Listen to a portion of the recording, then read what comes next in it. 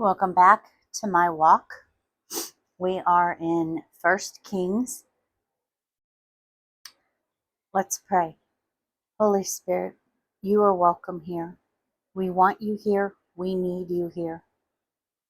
We ask you to be our peace. We ask you to be our strength. We ask you to be our endurance. We thank you for spiritual wisdom, revelation, understanding, enlightenment, discernment, knowledge, discerning of spirits. We ask you, forgive us of all of our sins, past, present, future, known, unknown, intentional, unintentional, and transgressions. And we thank you for hearing and answering our prayer. And we thank you for being with us today, as always. In the holy and mighty name of King Jesus. Amen. Solomon's wisdom. And Solomon reigned over all the kingdoms, from the river Euphrates to the land of the Philistines to the border of Egypt. They brought tribute and served Solomon all the days of his life. And Solomon's provision for one day was 30 cores of fine flour and 60 cores of meal. Okay, so it's saying that this is just like a huge amount of food, which I think we kind of could guess that, but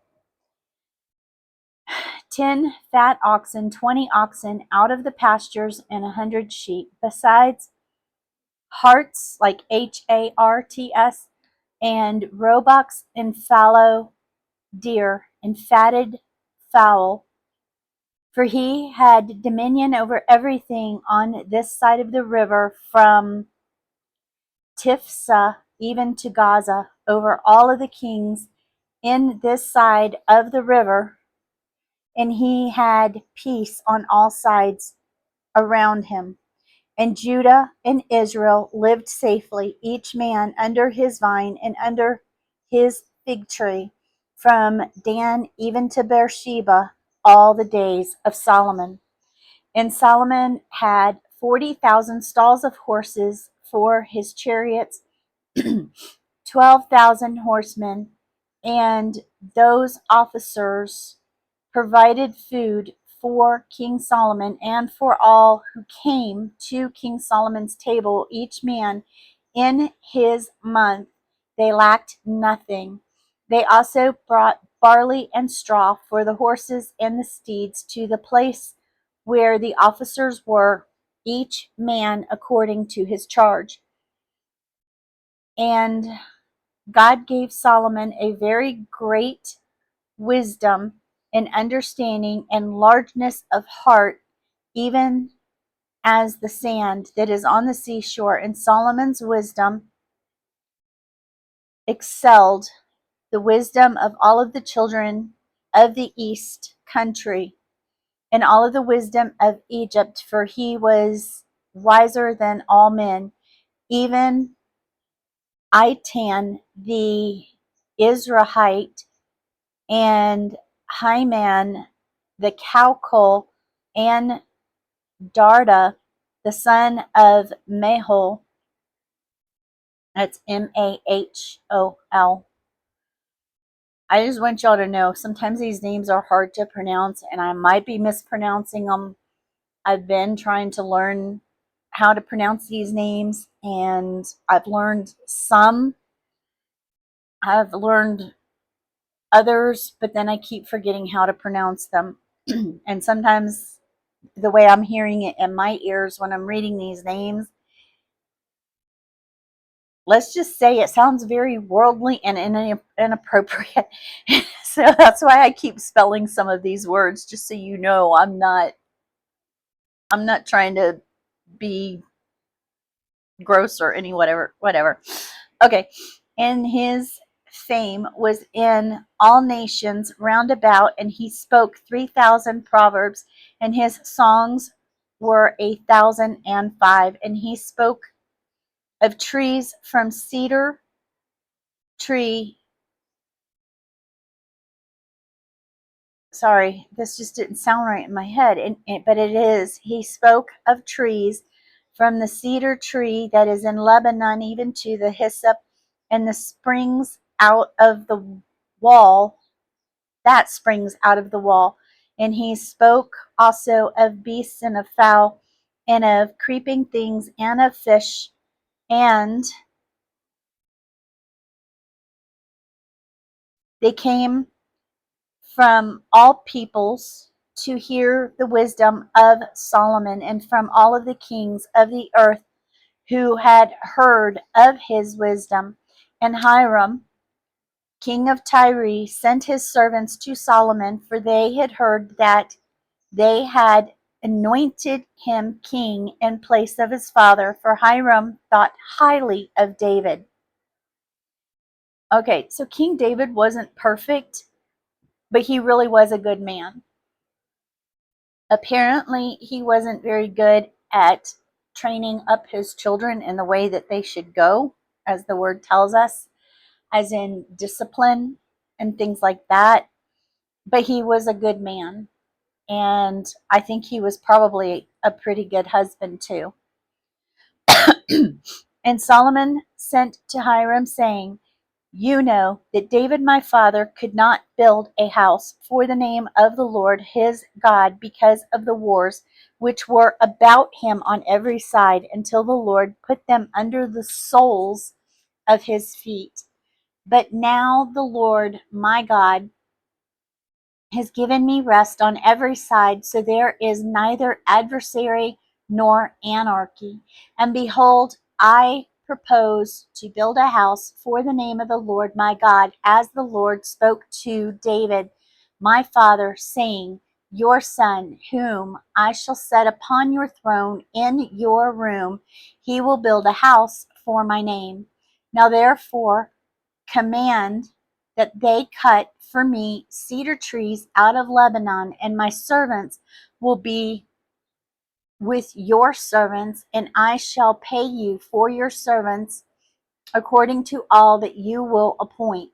For you know that there is not among us any that has skill to hew timber like the Sidonians.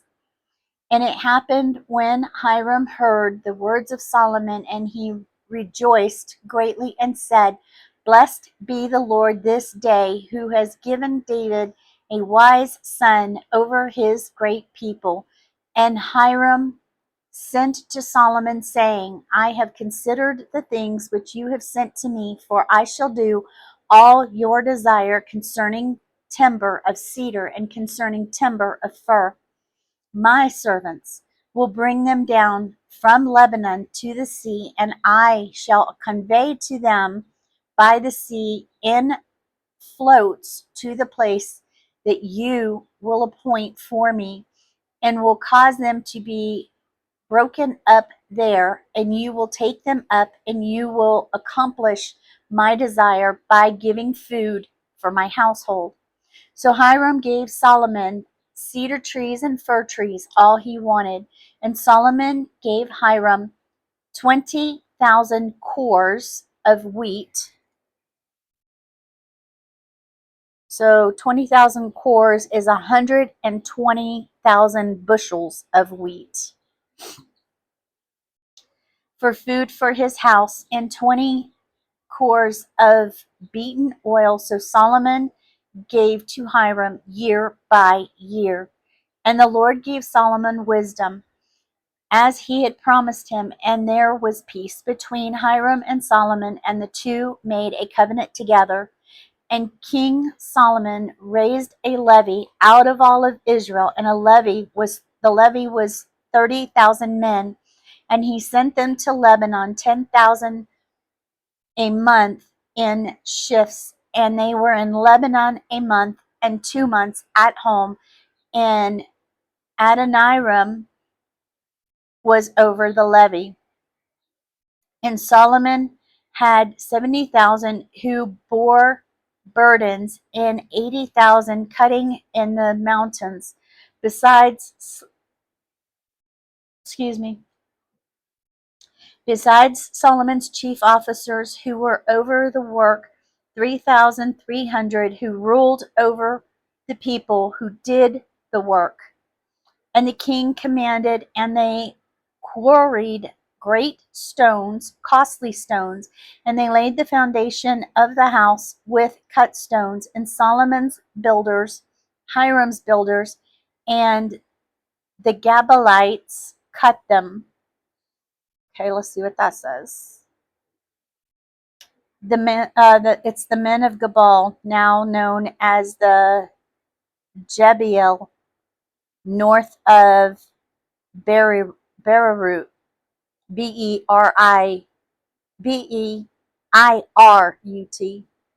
Sorry, dyslexia, I guess. So they prepared the timbers and the stones to build the houses, and that concludes chapter 5. Chapter 6, construction for the house begins. And it was in the 418th year after the children of Israel had come out of the land of Egypt, in the 4th year of Solomon's reign over Israel, the month of Ziv, it's Z-I-V,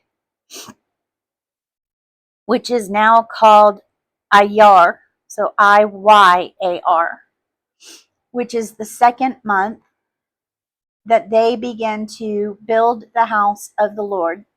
And the house which King Solomon built for the Lord, its length was 60 cubits, which is 18 inches.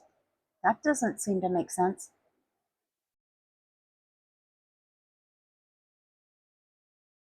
So a cubit, let me rephrase that. Okay, so this says that it was 60 cubits, but here it says a cubit is 18 inches. So multiply that by 6. And with its 20 cubits and its height 30 cubits, and the porch in front of the temple, the house, its length was 20 cubits, according to the width of the house, and its width was 10 cubits in front of the house.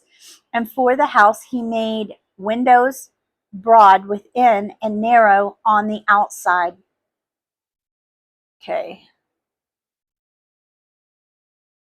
So this is the opposite of a normal construction. It says where the broader side is on the outside to let in more light. Here the broader side was on the inside to let the light of the Lord shine outward.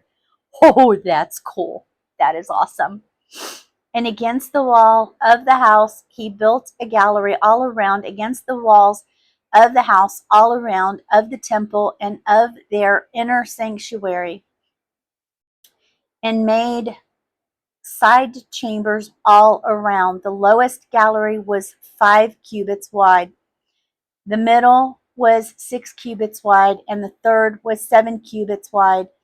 For outside the wall of the house he made narrow rests all around, so the beams would not be fastened in the walls of the house. And the house, when it was in building, was built with stones made ready at the quarry, so that there was neither hammer nor axe nor iron tool heard in the house while it was under construction. That's, oh man, that is just amazing. And the door of the middle, the side chamber, was in the right side of the house, and they went up with winding stairs into the middle chamber, and out of the middle into the third. So if I recall, someone said that there were no nails in this stairway, and oh man, I don't even remember where it was. There is a church that has a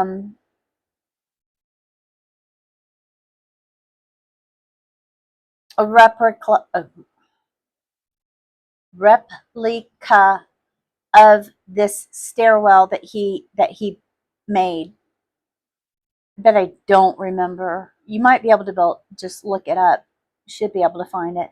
And so he built the house and finished it and covered the house with beams and borders of cedar. And the whole point was, is like, however it was put together, there was like no nails.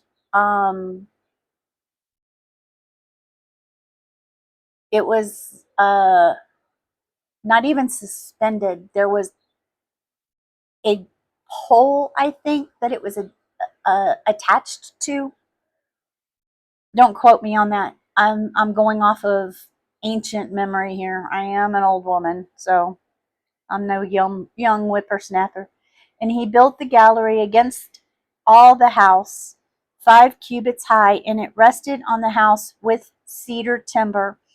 And the word of the Lord came to Solomon, saying, concerning this house which you are building, if you will walk in my statutes, execute my judgments, and keep all of my commandments, to walk in them, then I shall perform my word with you, which I spoke to David your father, and I shall dwell among the children of Israel, and will not forsake my people Israel. So Solomon built the house and finished it. I want to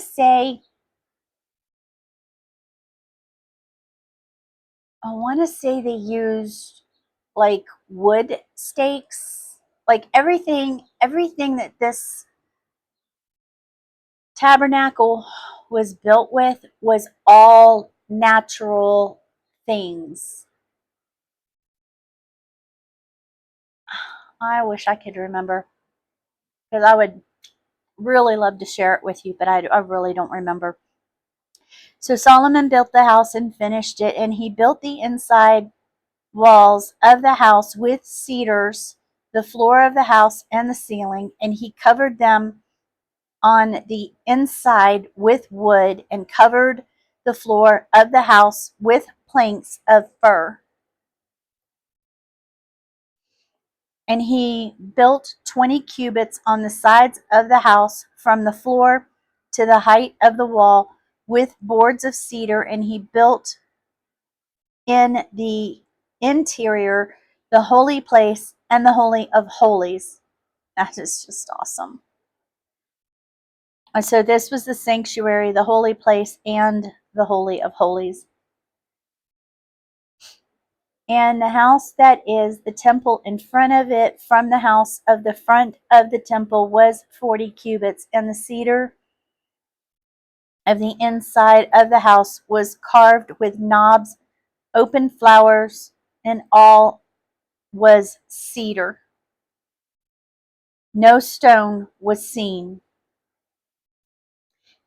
And he prepared the sanctuary inside the house to place the ark of the covenant of the Lord there.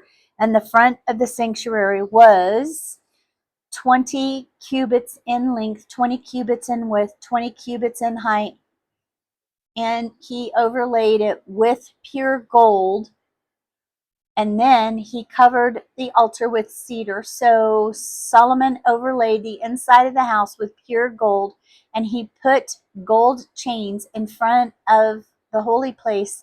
Then he overlaid it with gold, and he overlaid the whole house with gold until he had finished the entire house and overlaid the whole altar that was inside the sanctuary with gold. Imagine the amount of work and the time consuming. Oh my gosh.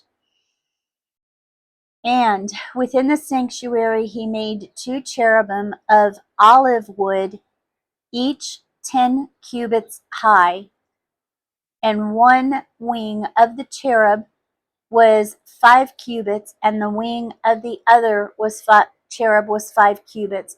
From the farthest part of one wing to the farthest part of the other was 10 cubits, and the other cherubim was 10 cubits. Both the cherubim were of one measure and one form, and the height of the one cherubim was 10 cubits, and so was the other cherubim. And he set the cherubim within the inner house, and they stretched the wings of the cherubim so that the wing of the one touched a wall, and the wing of the other cherubim touched the other wall, and their wings touched one another in the middle of the house. And he overlaid the cherubim with gold, and he carved all the walls of the house all around with carved figures and cherubim, palm trees, and open flowers inside and out. And the floor of the house he overlaid with gold inside and out.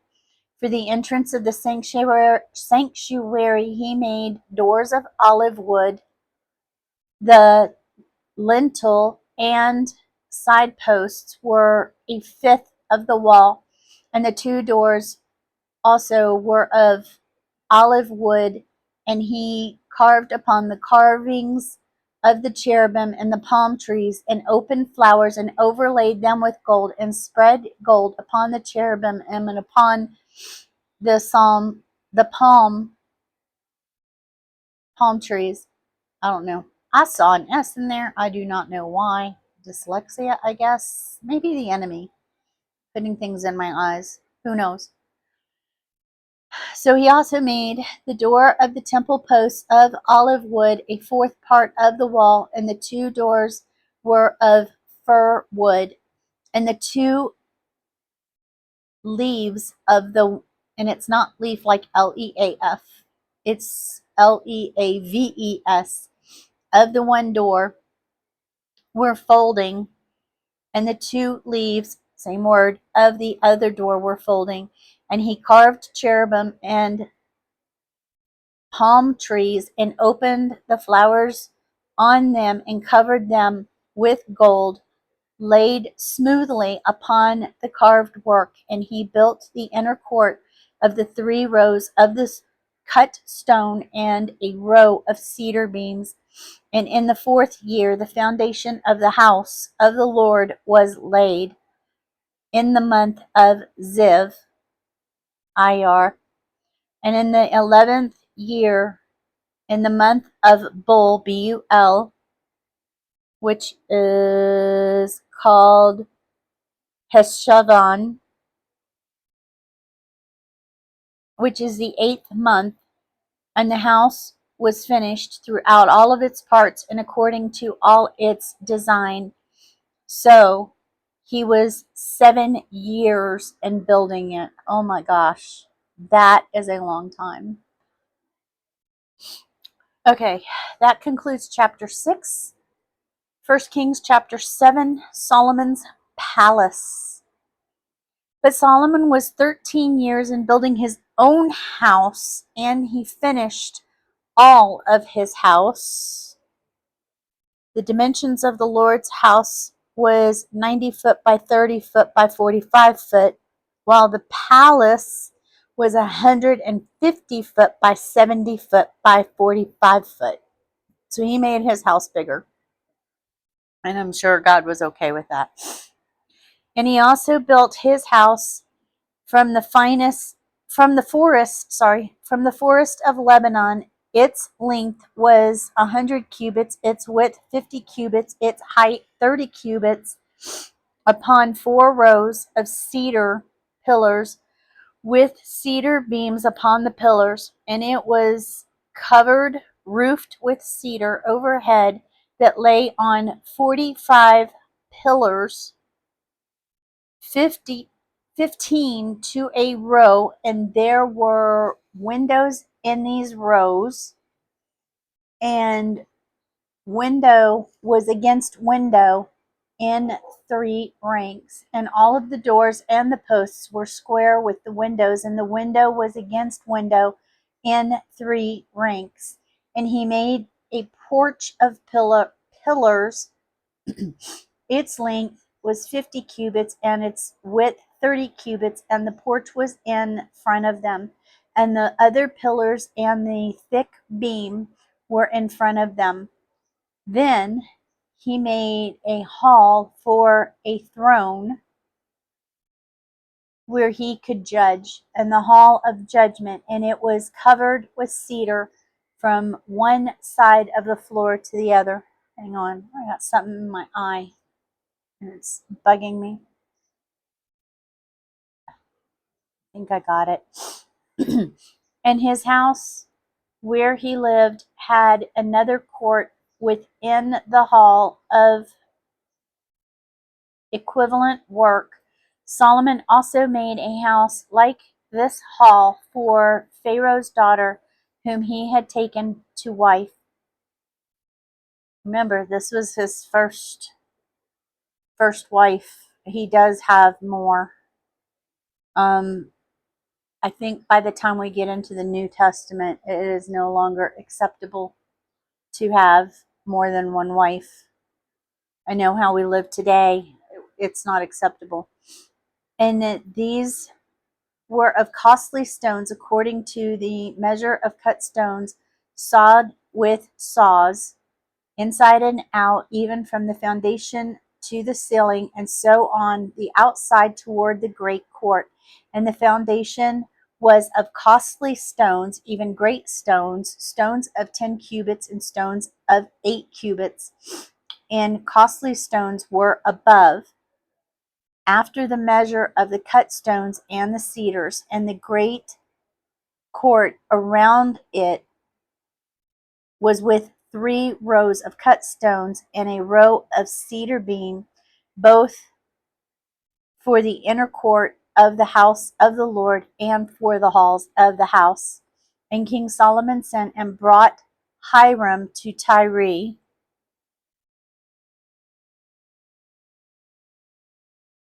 Okay, so Hiram was the king of Tyre. And he was a widow's son in the tribe of Naphtali, and his father was a man of Tyre, a worker in bronze, and he was filled with wisdom and understanding and skill to work all works in bronze. And he came to King Solomon and did all his work. Bronze pillars of the temple. And he cast 2 pillars of bronze, 18 cubits was the height of the pillar, and a line of 12 cubits circled in the second pillar. And he made capitals. He made 2 capitals of molten bronze to set on the tops of the pillars, and the height of the capital was 5 cubits, and the height of the other capital was 5 cubits. And nets of checker work and wreaths of chained work for the capitals, which were on the top of the pillar, 7 for one and 7 for the second capital.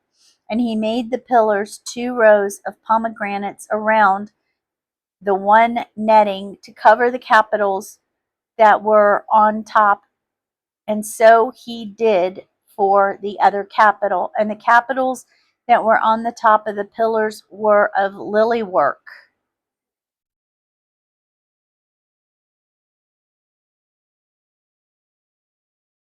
That's interesting.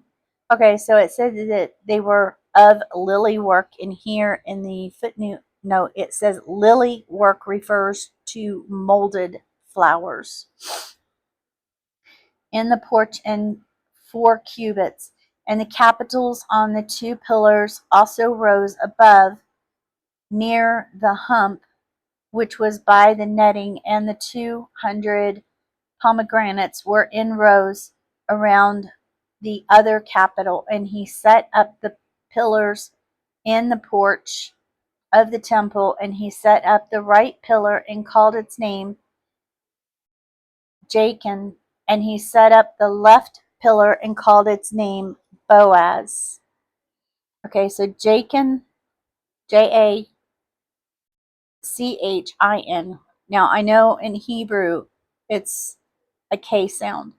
Okay, so that Jachin means he, God, will establish, and Boaz means in him is strength. And on top of the pillars was lily work, so the work of the pillars was finished. The sea. And he made a molten sea Okay, so this sea that he made was for the priest to immerse. 10 cubits, 15 feet from the one brim to the other, and it was round about in its height 5 cubits, and its circumference was 30 cubits, 30 plus cubits, and under its brim all around were knobs surrounding the sea, which was 10 cubits wide. The knobs were in 2 rows and were cast in the same casting with it. It stood on 12 oxen, 3 looking towards the north, 3 looking towards the west, 3 looking towards the south, 3 looking towards the east. And the sea was set above on them, and all the hind parts were inward.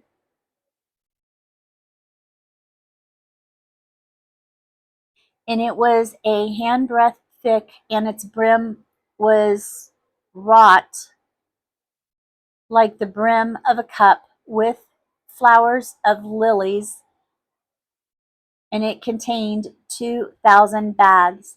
And he made 10 basins of bronze, 4 cubits in length, one base, in its width 4 cubits, and its height 3 cubits. And the work of the bases was in this manner, and they had borders, and the borders were between the ledges. And on the borders there were, between the ledges, were lions, oxen, cherubim upon the ledges that was a base above, and beneath the lions and the oxen were the wreaths of overlaid work. And every base had 4 bronze wheels and axles of bronze, and its 4 corners had bases. Under the laver were cast bases. At the side of each was a wreath, and its opening was inside the capital, and a cubit above, and its opening was around like the work of the base, a cubit and a half. And also on its opening were engravings, and their borders were square, not round.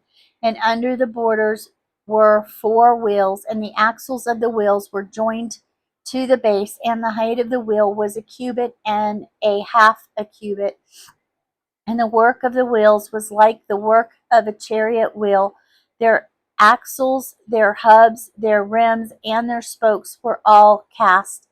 And there were 4 shoulders to the corner, to the 4 corners of the base, and the shoulders being of very base, of every base itself. On the top of the base there was a round border all around, half cubit high. On the top of the base, ledges and borders were of the same, and on the plates of the ledges and on the borders he engraved cherubim, lions, palm trees, according to the space of each one, and the wreaths all around. And in this way he made 10 bases. All of them he had 1 casting, 1 measure, 1 form. Man, that is just awesome. That blows my mind. I don't know about y'all.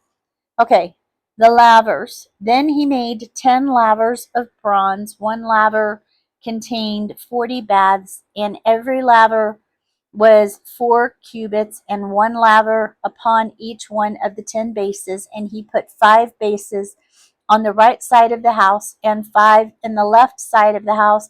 And he set the sea on the right side of the house, eastward, over against the south. And Hiram made the lavers and the shovels and the basins. So Hiram made an end of doing all of the work that he had made for King Solomon for the house of the Lord. The 2 pillars, and the 2 bowls of capitals that were on the top of the pillars, and the 2 networks to cover the 2 bowls of the capitals which were on top of the pillars, the 400 pomegranates for the 2 networks, the 2 rows of pomegranates for 1 network to cover the 2 bowls of the Capitol that were on the pillars, and the 10 bases, the 10 lavers on the bases, and 1 sea, 12 oxen under the sea, and the pots and the shovels and the basins and all of these vessels which Hiram made for King Solomon for the house of the Lord were bright bronze. And the king cast them in the plain of the Jordan and in the clay between Sukkot and Zarethan. And Solomon left all the vessels unweighed, because they were there was a very great many. Neither was the weight of the bronze found out. And Solomon made all of the vessels of the house of the Lord, the altar gold, and the table of gold, which was the showbread. I think that means like that was the table where the showbread was at. Don't quote me on that. And the menorahs were of pure gold, 5 on the right side, 5 on the left, before the inner sanctuary, with the flowers and the lamps, the tongs, and gold, and the bowls of the snuffers, and the basins, and the spoons, the fire pans of pure gold, the hinges of the door for the inner house, the most holy place, for the doors of the house and of the temple of gold. So all the work that King Solomon made for the house of the Lord was finished, and Solomon brought in the things which David his father had dedicated, the silver, the gold, the vessels, putting them among the treasures of the house of the Lord. And that concludes chapter 7, and we're going to end there because 2 of those chapters were really long. I call you the head and not the tail, above and not beneath, highly blessed and highly favored of the Lord.